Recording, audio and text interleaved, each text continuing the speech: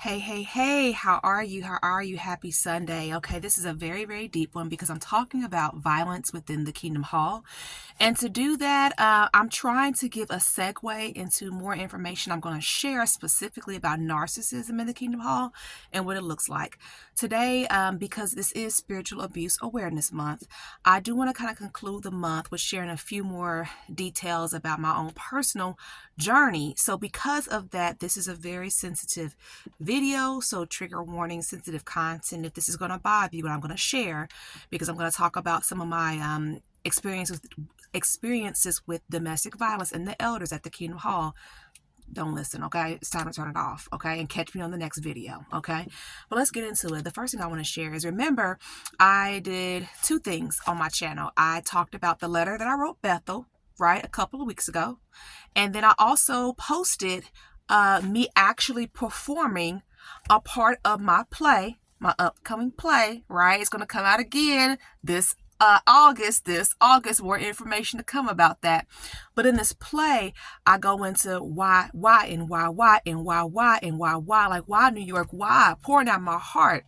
But this is the thing. Ooh, pardon me. I actually wrote the Kingdom Hall that I was attending way before I wrote New York Bethel. And what that letter looked like was, basically it was a call for help. I'm trying to secretly write the elder body to see if they can help me with the situation of domestic violence. And literally I said, he's threatening to bust open my skull. What am I supposed to do? And you know what happened? Nothing was said to me. I was ignored. Well, how do you know the elders actually got it? Because I sent it certified. And I know the elder signature who signed it. And ironically, it was the same elder who we had dealt with before when I had left and came back. Same Kingdom Hall. So I have a graph I'm going to pull out. So we're going to say that was Kingdom Hall 6 on here. All right, that's 6. Okay, so I'm going to go ahead and talk to you a little bit about this and show you my graph and one way that I'm working through processing all my Kingdom Hall trauma, because it's deep. Okay, so hey, if you don't know, my name is Myra Cassidy. I'm an empowerment coach, religious trauma specialist, speaker, writer, actress, and you're watching Sisters Living with Religious Trauma Syndrome. What is this about? This is about me trying to raise awareness to an emerging field, that of religious trauma, because I have it. I have religious trauma syndrome, and it is terrible what you go through. It is horrific, and there needs to be more awareness raised for spaces for people who suffer like this. So that is what I'm trying to do. Yes, I am an active witness. I know that's very confusing for a lot of people, but I am an active witness. And no, I do not represent the Worldwide Association of Jehovah's Witnesses. And I'm a coach. This is not therapy. So please keep that in mind. This is instructional information and information that I'm sharing to raise awareness and for teachable purposes. So please be aware of that. Also, please subscribe to my channel. Subscribe, because I must be doing something right if ads are playing on my stuff, but I'm sure not getting paid for them. So please subscribe. And also for any sisters that can identify with what I'm saying, you identify with being an active witness and you're feeling the anxiety and the depression and all these emotions, know that I have a private Facebook group. JW Sisters, which really is called Sisters, like my channel, Living with Religious Trauma Syndrome. So think about joining. I also have a private platform for the purpose of teaching, and for those who are going through deconstruction or just want to learn more about Jehovah's Witnesses and religious trauma. And that is my Skool community, skool.com/MRTS community. So definitely you can look into joining that community as well. Okay, just $15 a month, instructional information, but it also really helps people to go into the deconstruction and the reclamation. Hey, I do one-on-one coaching. Contact me more about that. 317-620-1592 via text. Please text, or just email me, myra@myracassidy.com. Let's get into today's video. Thank you for being patient with me as I described that situation. So yeah, I sure did. I wrote a letter to the elders body the hall that I was going to first, saying, hey, he's threatening to bust open my skull. And I'm waiting, right? Just waiting for them to pull me aside and say something, do something to help me. Never came. Moment never came. And here I am just walking straight into this Kingdom Hall and getting sicker and getting sicker and getting sicker with so many terrible things and microaggressions happening, including the elder who, this is a repetitive theme, right? I actually live in his neighborhood, right? We live like 3 blocks away from each other. And that's one of the things that's horrific about religious trauma. The recommendation is that you move. Well, some people can't move. Okay, so then what, right? I still live in a territory that I'm going to classify for today as Kingdom Hall 6. I still live in that same territory. You just can't get away. You have to learn. Well, that's what I've had to discover, right? Learn how to cope and how to deal with it. And I know what I'm going through and what I have been through. That's why this is so important to talk about this, because it's horrible, especially if you're in a situation you feel like I can't escape. I'm seeing him at Walmart. I see his car. All these things naturally can cause you anxiety. Yes, I've been in the space where I've seen this elder driving down the street and started to feel that anxiety and those sensations just simply from seeing his car. And he lives 3 blocks away from me. So that's, deep. It's deep stuff. And that's why we have to talk about this. But thank Jehovah God that I learned all that I did learn, to know all the things that I didn't know. So it's almost like I have a responsibility to share it, because I know how hard it is. Everybody can't go to school like that, like I did. Everybody cannot do that. Everybody can't do it for resources, not built for it, not, studious people, whatever. So what am I going to do with all this information that I've learned? Definitely help myself to heal, my children, right? We're going to heal. We're going to get through this, and then whoever else that can benefit. So it's really, really hard living in the same territory, right? Very, very frustrating, especially with experiences that I've gone through. Not only did I write the congregation, hey, he's threatening to bust open my school, but many years before that, many years before that, like 2010, I wrote a letter to my own daddy saying, why aren't you doing nothing? Pouring my heart out in this letter. You know he's abusing me. Why aren't you helping me? Why aren't you doing anything? And my own dad refused to talk to me. He said, oh, if you want to talk to me about that letter you wrote, you can come over at 7 o'clock in the morning and we can have a discussion about it then. 7 o'clock in the morning, I said, Dad, I have to take the kids to school. Well, that's the time I got. That's my own daddy doing that to me, abusing me. That is abuse. This is domestic violence within the Kingdom Hall. That's exactly what this is. It's spiritual abuse. It is a form of domestic violence. It's just not in the home. This is domestic violence. That's a couple of experiences and examples. Here's another one. The elder that I talk about that I live in his neighborhood. Okay, so how about this one? Stuff went down with my ex. I've talked about that before.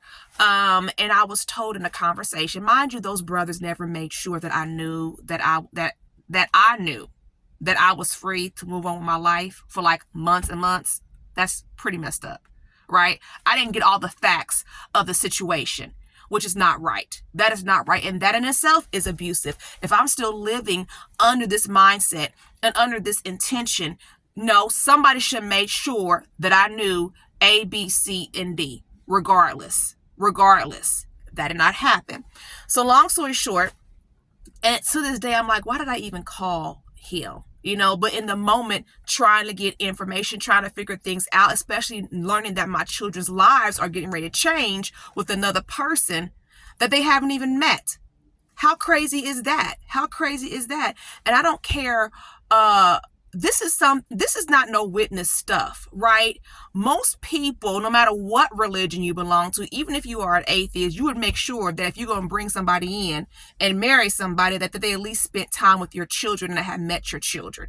And that's not the opportunity that my kids got. Literally, I was told that, well, he had a theocratic wedding. How interesting that he had a theocratic wedding and he married this individual one week, moved her in the next week, and my children had spent no time with this individual. And these are all this is witness stuff, right? Didn't get a chance to meet their little stepbrother.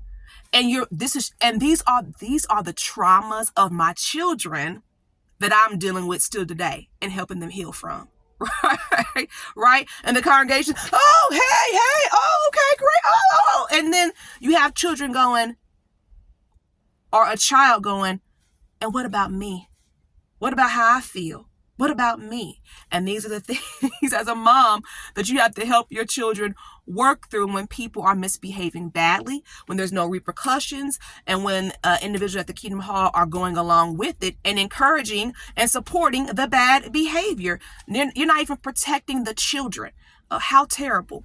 So that's one example of just the misinformation, which is manipulation, information control. This one is really messed up because I'm talking about the same individual. I wanted to know certain information, so I know what do I need to do at this point. It's just a whole big mess, and I'm not making a whole lot of sense, and I'm gonna try to close it down because I'm going over time.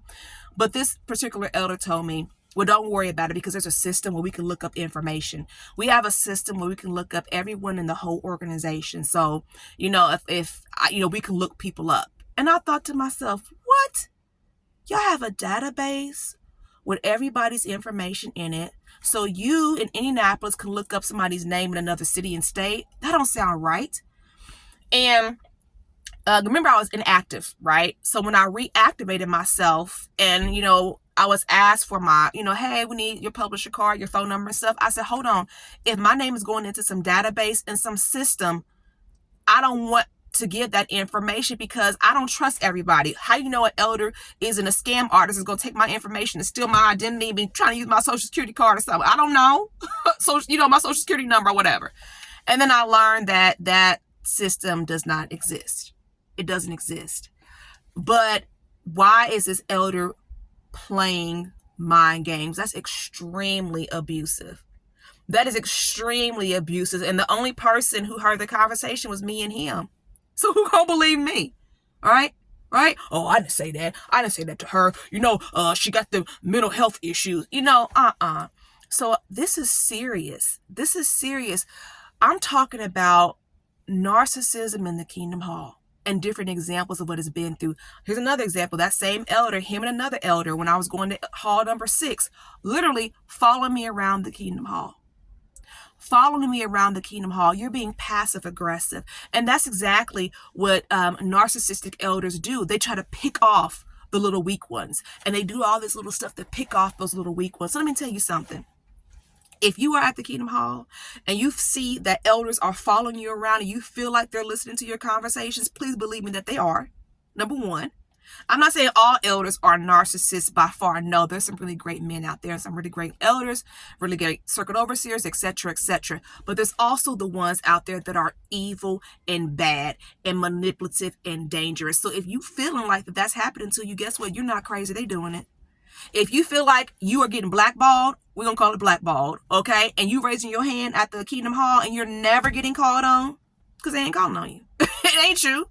These types of things take place, and there are microaggressions and passive behavior and this abusive behavior that adds up to being things that are spiritual abuse, that adds up to being religious trauma syndrome. And these are the behaviors that are going on, and there's nothing you can do about it. And even when other people know, and when other elders literally know, yes, I know that brother is not right, there's nothing that can be done. They just get to be an elder till they die off. So let me go ahead and show you one way. I'm working through a whole lot of stuff. This is kind of scary, but here we go. And then when you go through this, I ask myself, dang, why am I still a witness? I have to remember, hold on to the faith and drop the religion, right? That's my pathway in religious trauma. Because when you look at this, it's like, this is terrible. This is so terrible. It is terrible. Okay. This is what I'm going to try to show you. All right. Can you see it? All right. I have 8 Kingdom Halls written down. All right. Well, actually, technically, there was 8. Did I miss a number? 1, 2, 3, 4, 5. Yeah, I got 8. I had to look at it. But you see that 2 of them repeats, right? Hall 2 repeats, right? This is the hall that I primarily grew up in and the hall that I got this fellowship in. Okay. And the hall that I went back to after I got reinstated. Okay. So 2 and 2. Okay. So a lot of stuff happened there, right? Definitely. Okay. And then Kingdom Hall number 6 which is the one I'm talking about, whose territory I still live in, okay? Pretty bad stuff here. So what I have to do is process all of this and start writing down things that happen to me at each of these spaces, the good and the bad is what I'm going to do, right? To help me look at it for what it is. And then I have, if you notice, hall 8 is the hall I'm assigned to now. There's no circle, right? Because, hey, it's cool, all right? I'm cool, okay? So I wanted to share that with you and share information with you just to give you some examples of spiritual abuse and how terrible it is. It is not okay. And even the organization literally says, they've said it, I've heard it several times, okay? I've heard it at a Kingdom Hall at the assembly, right? This organization is no place for narcissistic elders. Well, that does nothing, just making that statement. I've heard it on JW broadcast. This is back when I was going to the assemblies and I could actually walk in when I was not triggered, right? This is years ago. JW broadcast, we know that some elders are not good elders, but there's nothing we can do about it. Even in the Organized to Accomplish Our Ministry book, somebody please look that up. There was a section on that about elders, and even in the book it says we know that some elders become elders just because basically their friends are doing it, right? We all friends. Just terrible. So where's the help when someone's getting harmed? Where's the help? And that's the issue. So I'm going ahead and wrap it up there today. Subscribe to my channel. Definitely check me out. You reach out to me via email or text. Think about my one-on-one group coaching. Think about my Skool platform for deconstruction and reclamation. If you are a sister that identifies as one of Jehovah's Witnesses, think about my private Facebook group. Happy Wednesday. Protect yourself. Protect your children. Heal. Okay? Heal correctly. All right. See you next time. Thanks.